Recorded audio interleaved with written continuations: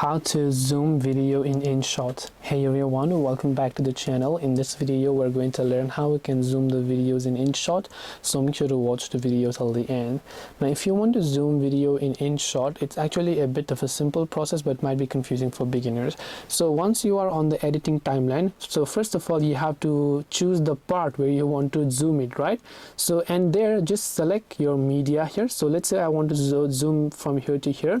What I will do is first of all I will split the video. So I will split here first, and then the second part where I want to come back to normal I will split here. So this middle part is exactly the part where I want to zoom.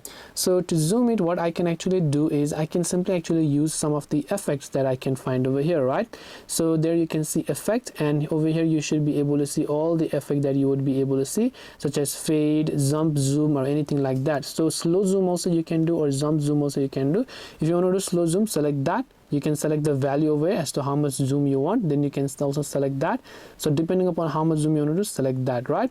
So we will come back here, we'll start to play the video, and as you can see, this is the slow zoom that is going to happen. It's going to come back to normal position, and this is basically it on how you can go ahead and then actually zoom on InShot app. Hope this video was very helpful. If you have got any questions, feel free to leave them down. Thank you for watching and see you in the next video.